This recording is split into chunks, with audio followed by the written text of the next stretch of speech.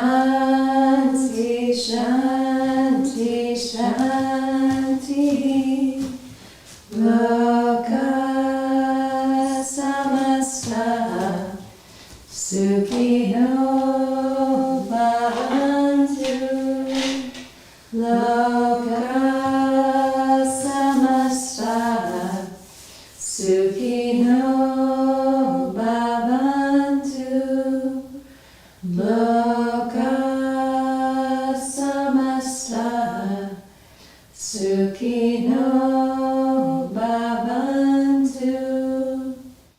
Om Shanti, Shanti, Shanti. Akhilanda Koti Brahmandanayaka Rajadiraja Yogi Raja Para Brahma Sachitananda Samartha Sadguru Bhagavan Shirdi Sainath Maharaj Ki Jai. Akhilanda Koti Brahmandanayaka Rajadiraja Yogi Raja Para Brahma Sachitananda Samartha Sadguru Bhagavan Yesu Maharaj Ki Jai. Akhilanda Koti Brahmandanayaka Rajadiraja Yogi Raja Para Brahma Sachitananda Samartha Sadguru Bhagavan Shri Sarkaleshwar Maharaj Ki Jai.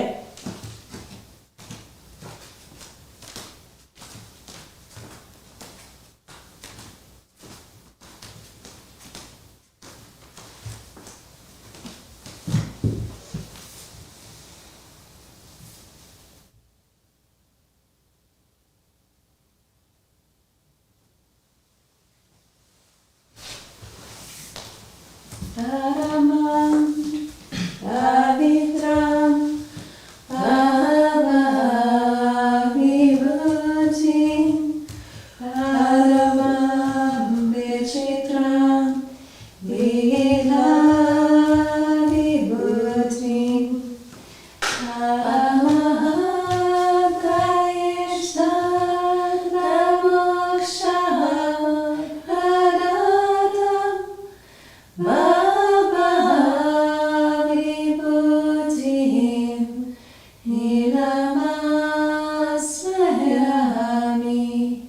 Sai Baba Vibhutim Sajatam Smarami Shirdi Sai Vibhutim Manasa Smarami.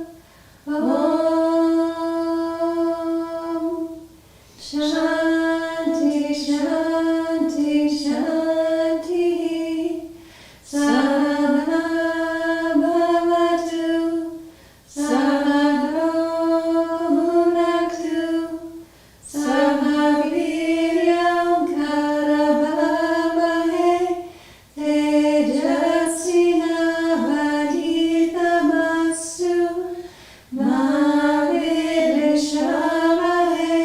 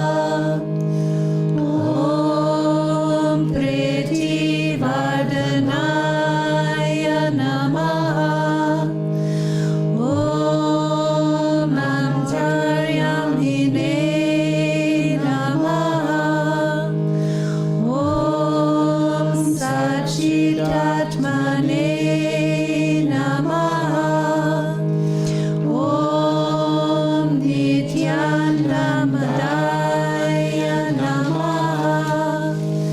Om Paramasukadaya Namaha.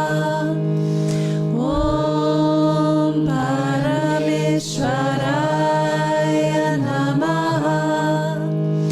Om Parabrahmane Namaha. Om Paramatmane Namaha.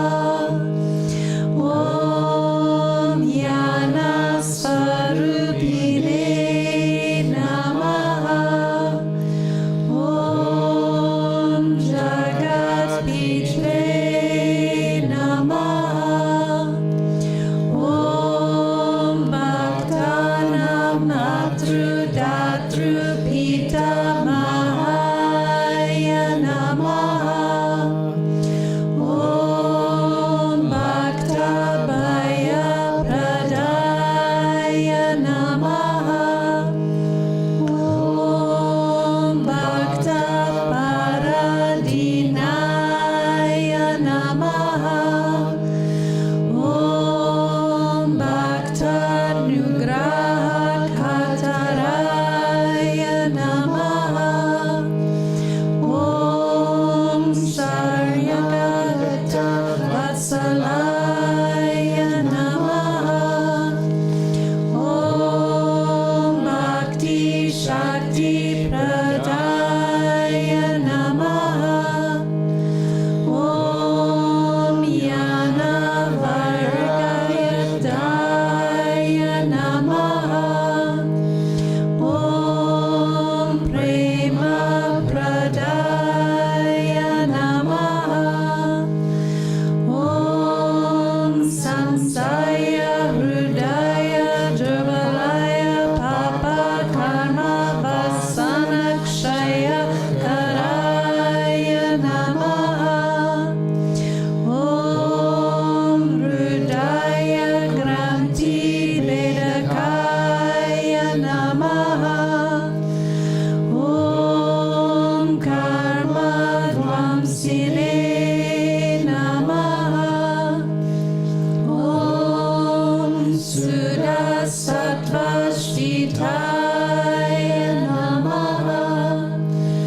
Om Gunatita Gunatmanye Namaha. Om Ananta Kayana Gunaya Namaha. Om Amita Parakramaya Namaha. Om Jayane Namaha. Om Durdarshakshobhaya Namaha. Om Aparajitaya Namaha. Om Trilokeshu Avigata. Gataye Namaha.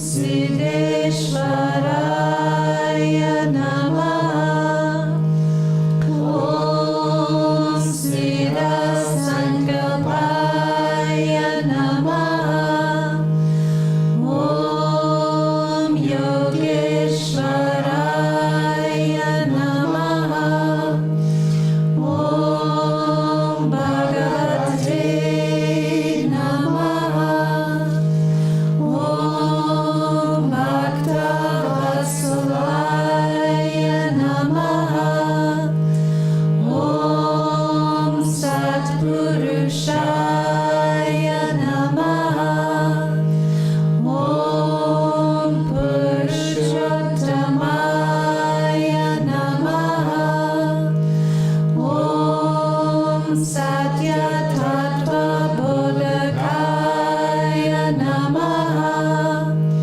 Om Kamadi Shradari Dvamsine Namaha.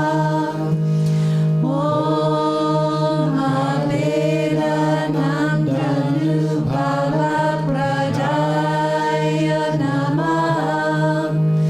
Om Samasarva Mata Samataya Namaha.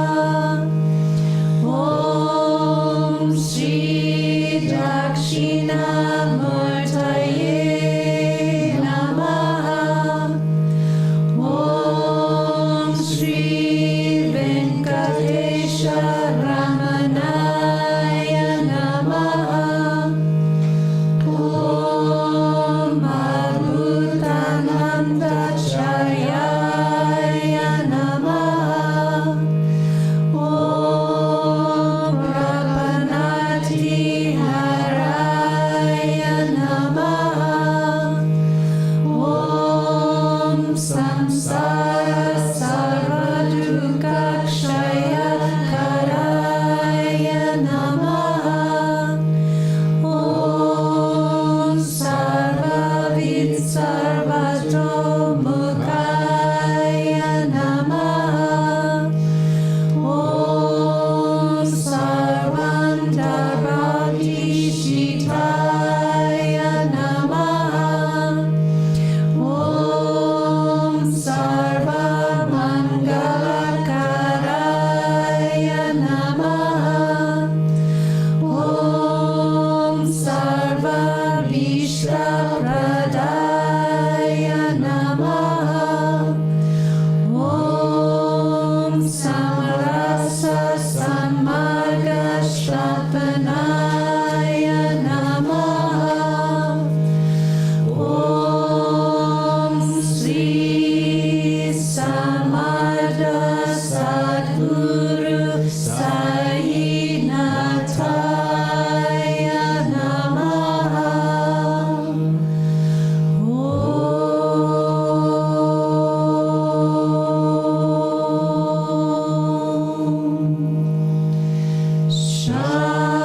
Shanti, Shanti, Shanti.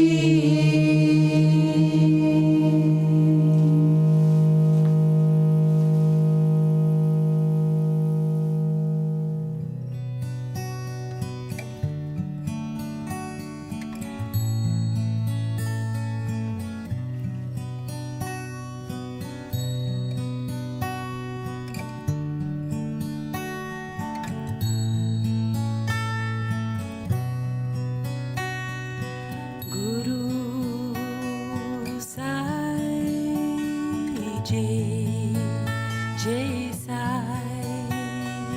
Guru Sai Jai Jai Sai. Sri Sai Satcharitra, The Wonderful Life and Teachings of Shirdi Sai Baba, a modern rendering.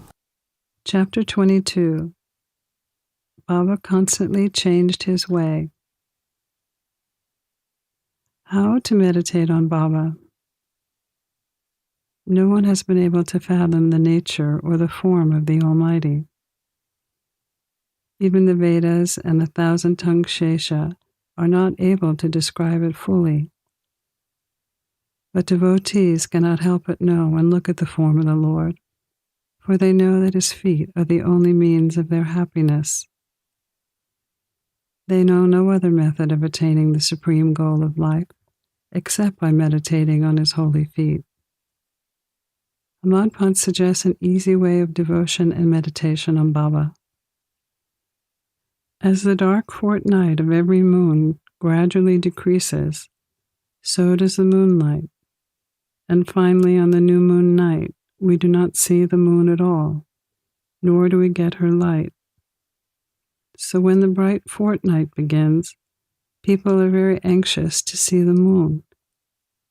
On the first day, the moon is not seen, and on the second day, she emerges as a thin crest. Then people are asked to see the moon through an opening between the two branches of a tree. While concentrating eagerly through this aperture, to their great delight, they begin to see the distant small crescent of the moon as it comes into sight.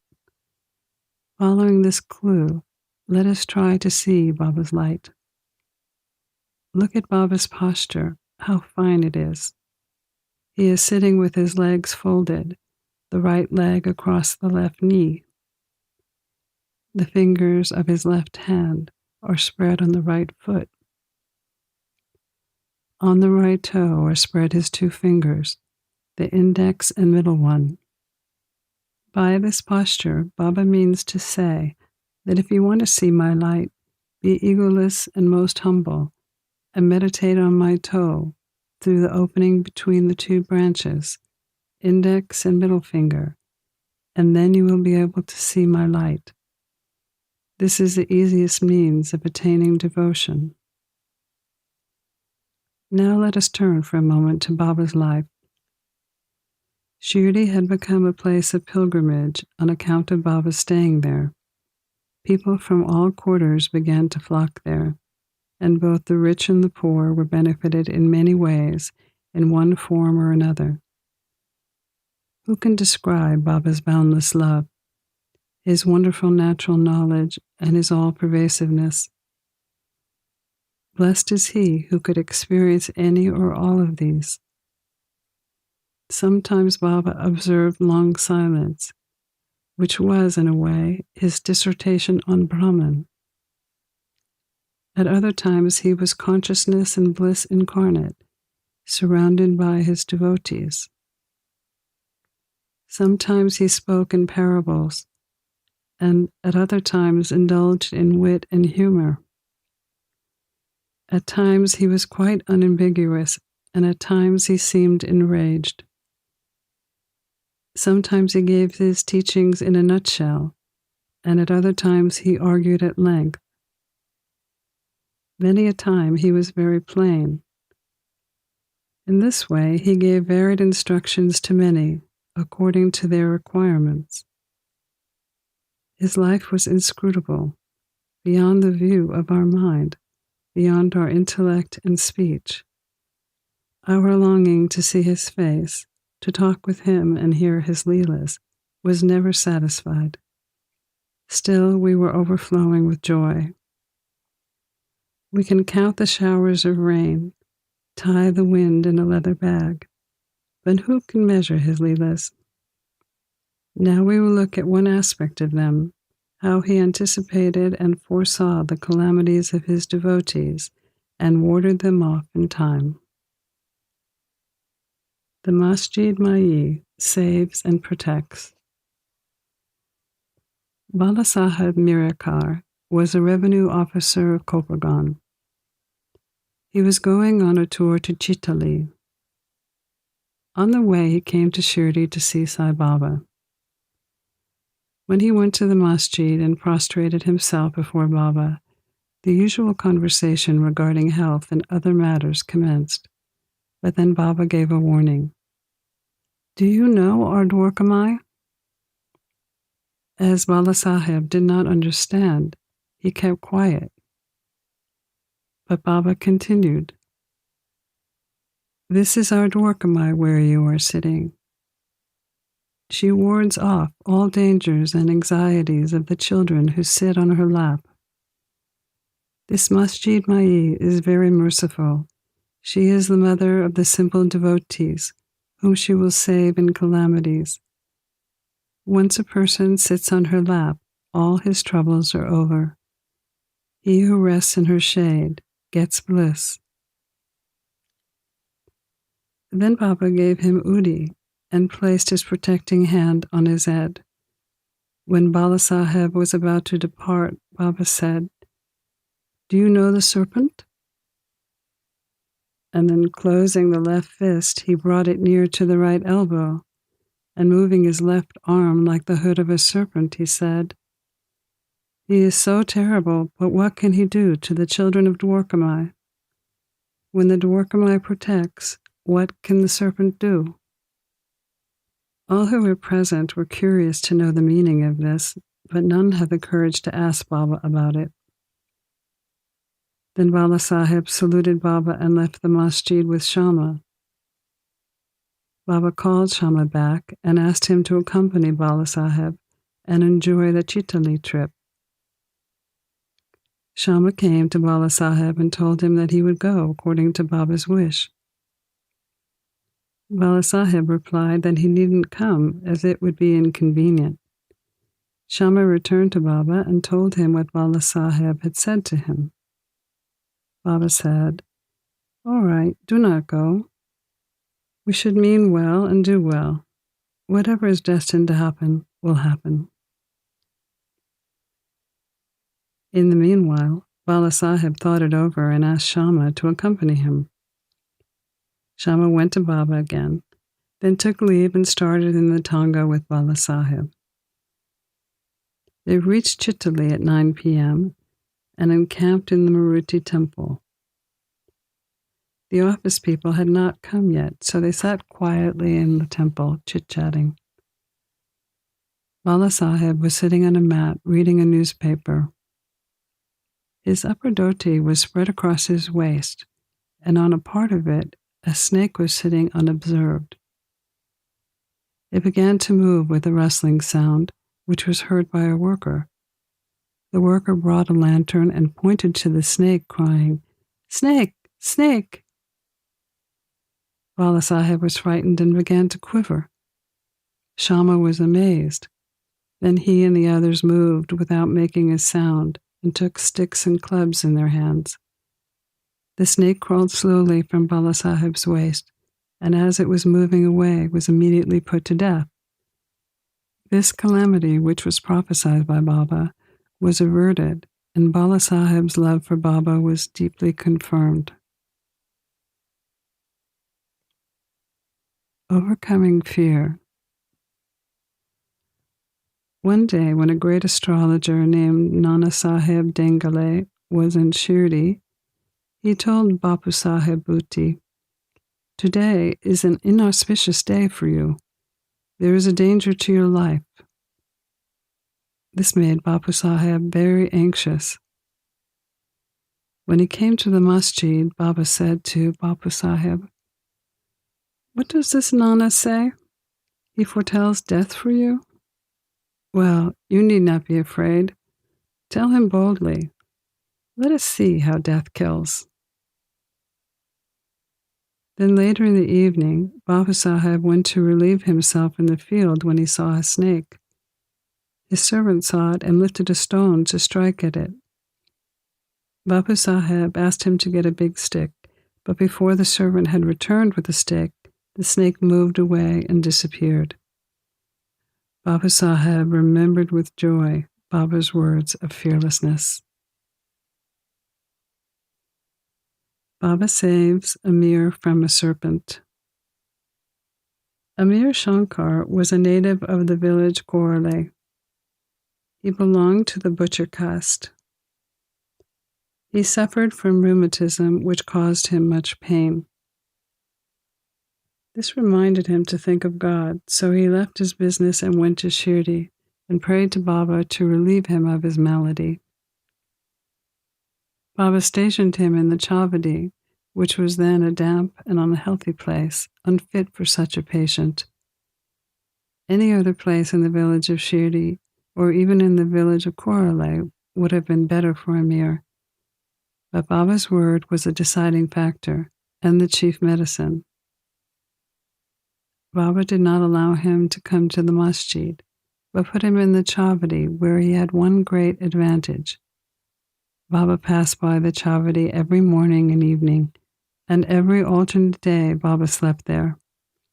So Amir had contact with Baba very often.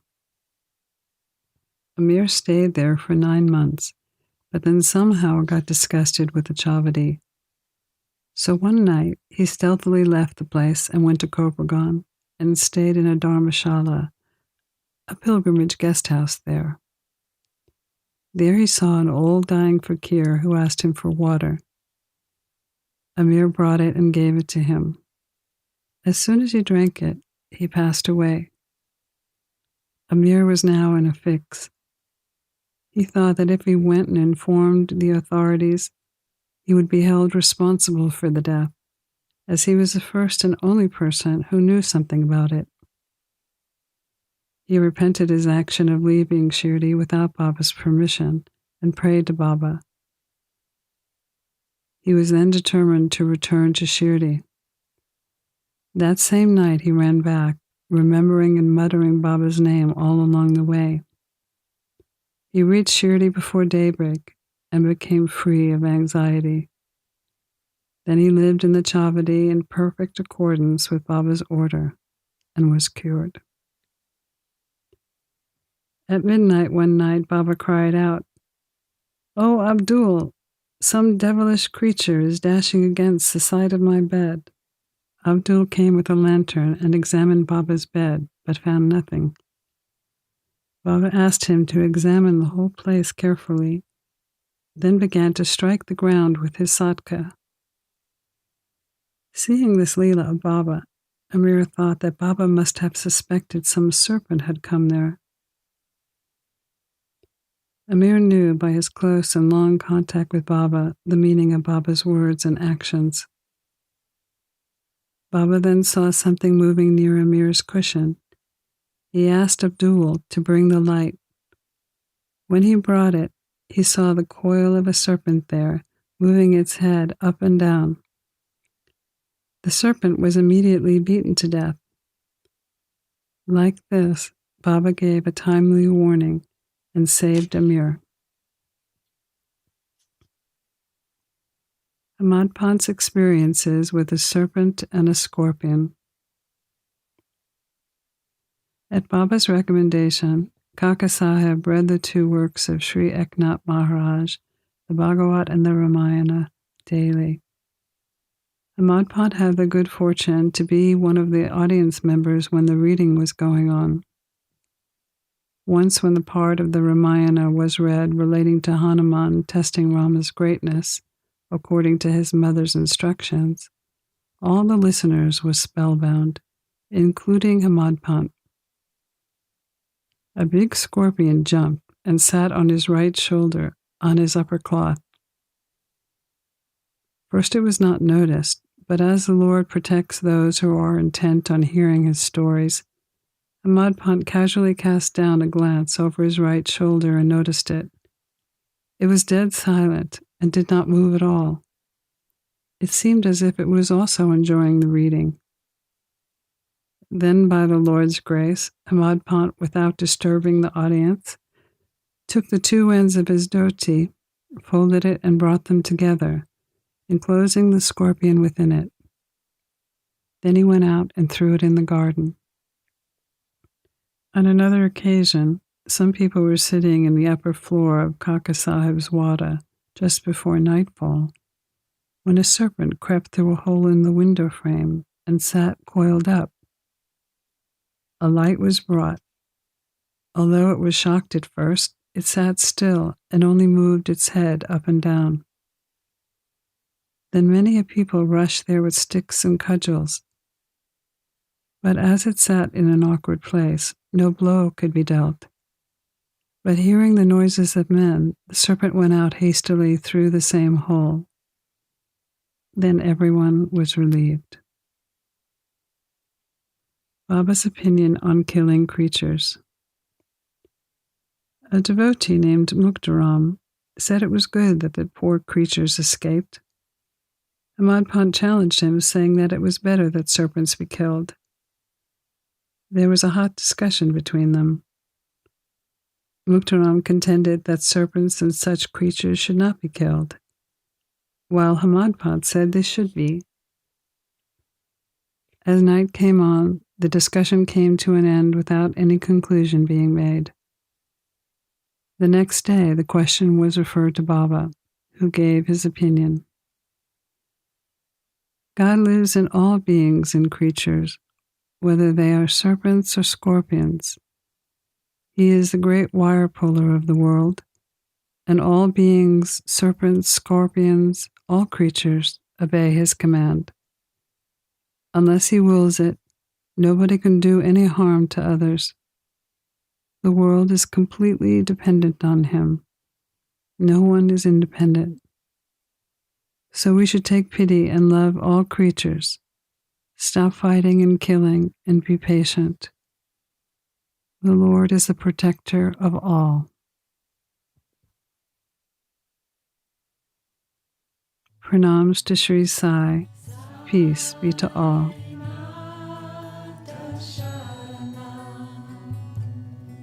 You've been listening to a modern rendering of Hamad Pant's The Sri Sai Satcharitra, The Wonderful Life and Teachings of Shirdi Sai Baba, edited and narrated by Monica Penacanda.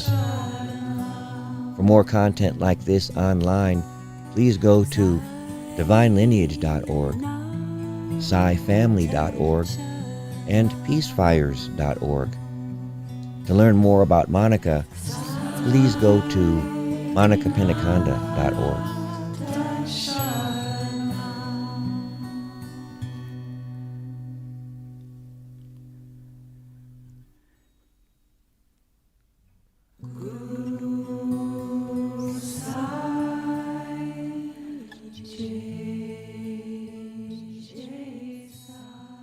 Jai Sai Guru Sai Jai Sai Guru Sai Jai Sai Guru